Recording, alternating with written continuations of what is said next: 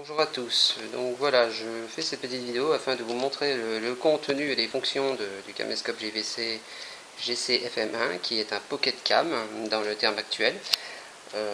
Donc voilà, qui permet de filmer en haute définition, de prendre des photos numériques et donc sous divers formats tout simplement, qui vont pour la vidéo de 1080p à 320-240 pixels et pour la vidéo de 8 mégapixels à 640-480. Donc voilà, c'est un appareil qui ne dispose pas de flash. Donc nous allons avant toute chose, avant de brûler les étapes, vous parler donc de son contenu. Donc le contenu de la boîte est déjà à l'appareil en premier lieu.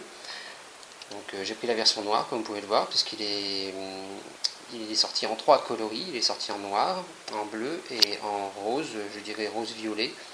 Donc pour les filles, certainement pour le milieu féminin j'imagine. Ensuite nous avons donc la notice qui est une version simplifiée, donc vraiment très simplifiée. Pour avoir la version complète, je conseille de la télécharger sur le site de JVC, donc qui permet du coup d'avoir une notice complète avec plus de détails. C'est ce que j'ai fait d'ailleurs.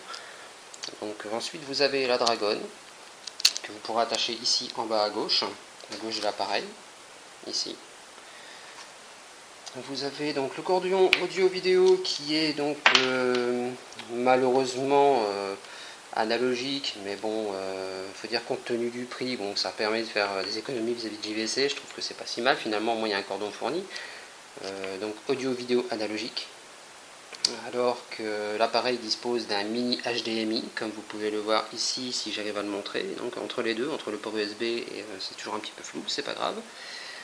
Donc voilà, c'est un mini HDMI que vous pourrez toujours acheter, donc le cordon environ moins de 15 € sur le net dans le meilleur des cas. Et ensuite le cordon de liaison USB et qui permet aussi de charger l'appareil sur votre ordinateur, parce qu'il faut savoir que cet appareil n'est pas fourni avec l'adaptateur secteur, malheureusement, c'est comme ça. Bon. C'est vrai que c'est fort dommage parce que ça oblige pour certaines personnes à allumer leur ordinateur pour recharger l'appareil. Mais bon, il existe une parade, d'ailleurs que j'ai adoptée. C'est d'acheter tout simplement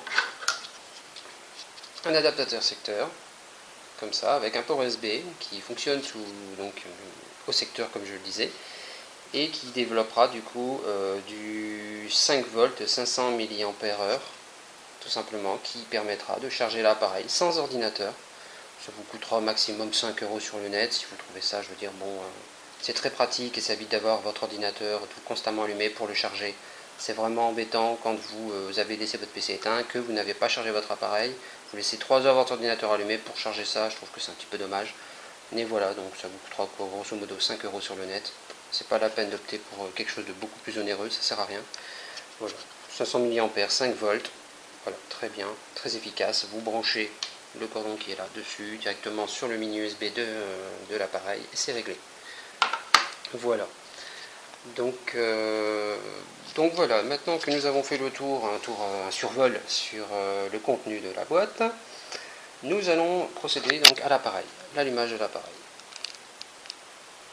Donc vous restez appuyé un peu plus d'une seconde, l'appareil s'allume. Et voilà, donc vous disposez d'un écran de 2 pouces qui équivaut à 5 cm et quelques millimètres environ, qui est plutôt bien coloré, je dirais, qui est un 115 000 pixels, je veux dire afficheur, donc avec des fonctions basiques, comme on retrouve sur la plupart des caméscopes à l'heure actuelle, en tout cas de cette catégorie. Donc par défaut l'appareil, quand vous l'allumez, il vous demandera de régler la date, l'heure, tout ça. Donc ça c'est la première acquisition, c'est comme ça qu'il fonctionne.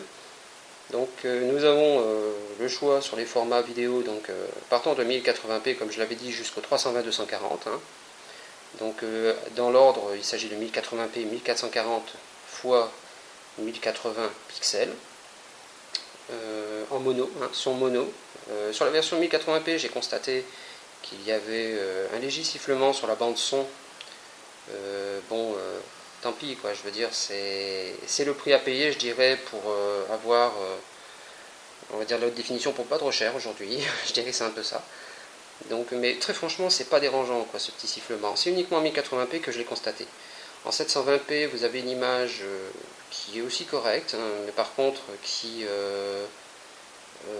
donne une image un petit peu plus sombre, hein, à mon avis, d'après ce que j'ai pu constater. Donc je trouvais ça un petit peu dommage et c'est ça qui m'a fait opter pour le 1080p, puisque le 1080p donne aussi plus de détails et plus de lumière. Donc je préfère vraiment le 1080p. Le 1080p, lui, enregistre en 30 images secondes, alors que le 720p en 60 images secondes. Donc au niveau fluidité, la fluidité elle est de l'ordre forcément 2 fois plus, donc beaucoup plus fluide en 720p qu'en 1080, mais j'ai quand même opté pour le 1080 personnellement, parce que de toute façon je reste pas sur le format natif. Donc voilà, ensuite vous avez le 640-480, qui est un format standard, hein, qui peut suffire pour YouTube d'ailleurs, hein, pour de ça.